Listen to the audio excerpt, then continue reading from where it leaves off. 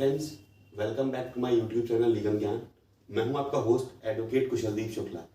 Guys, आज की video में हम डिस्कस करने वाले हैं इंडियन लेजिस्लेचर के बारे में।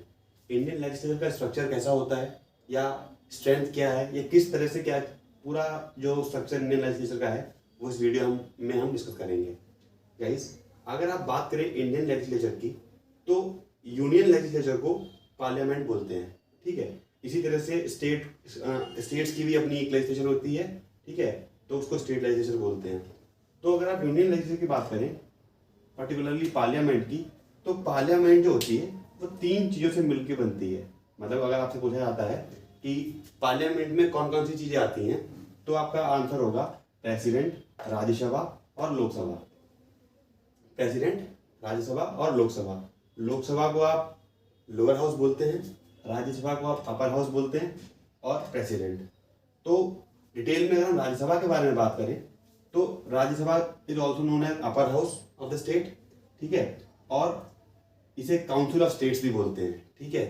इसे राज्यसभा को एक दूसरे नाम से भी जाना जाता है जिसे काउंसिल ऑफ स्टेट्स बोलते हैं।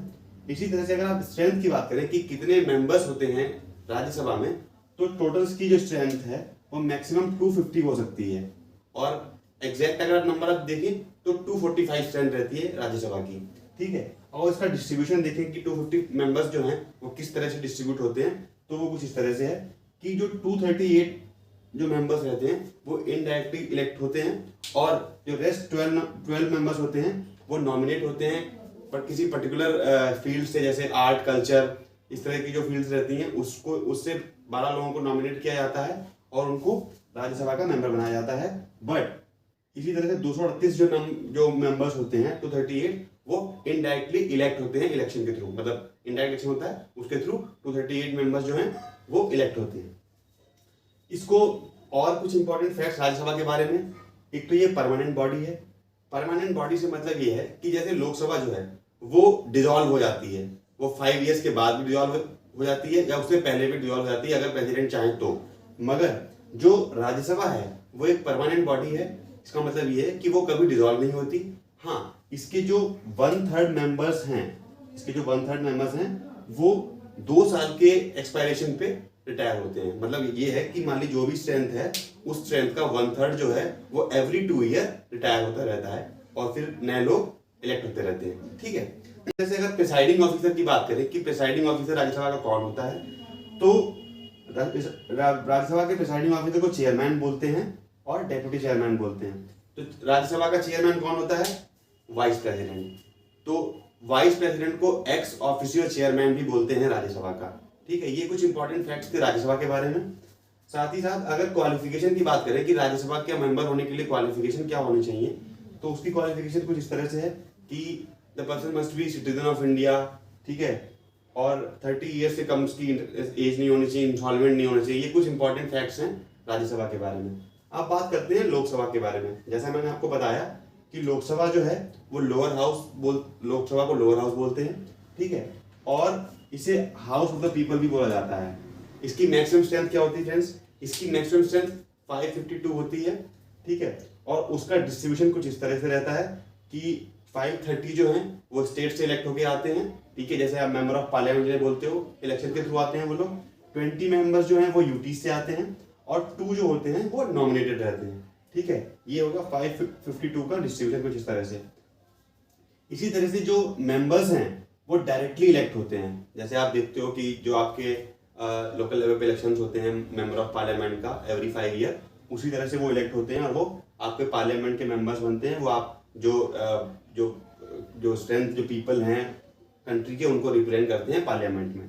इसी तरह से अगर टर्म्स की बात करें कि कितना टर्म होता है लोकसभा का, तो वो है 5 ईयर्स, और इसका प्रिसाइडिंग ऑफिसर जो होता है वो स्पीकर और डेप्यूटी स्पीकर होता है, ठीक है।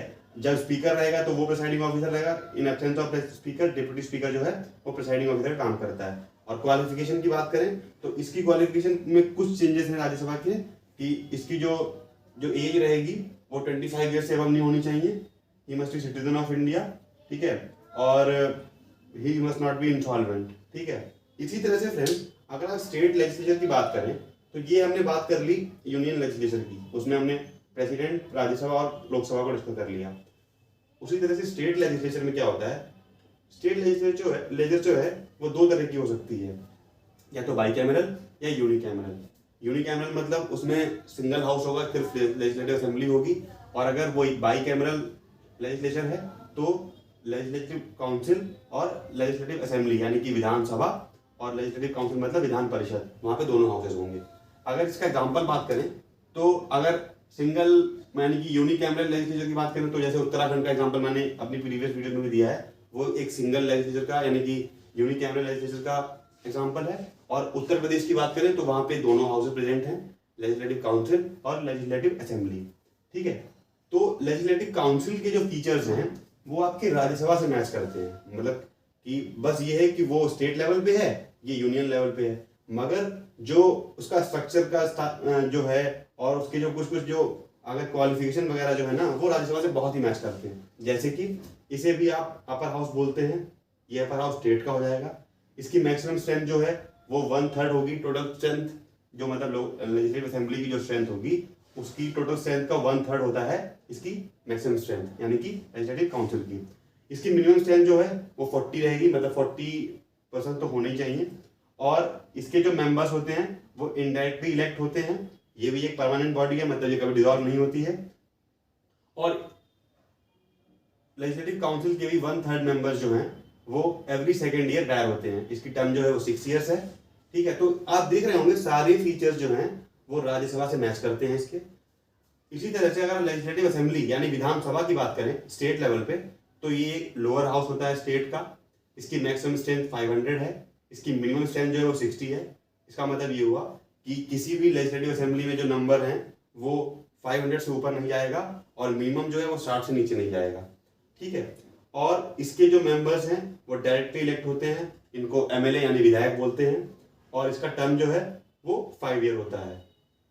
तो गाइज बाय एंड लार्ज ये सारी चीज मैंने डिस्कस कर ली है यूनियन लेजिस्लेचर यानी पार्लियामेंट के बारे में और स्टेट लेजिस्लेचर के बारे में।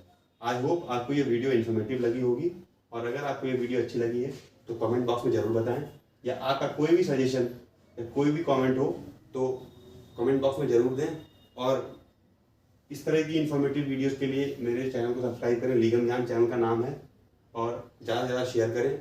Thank you so much.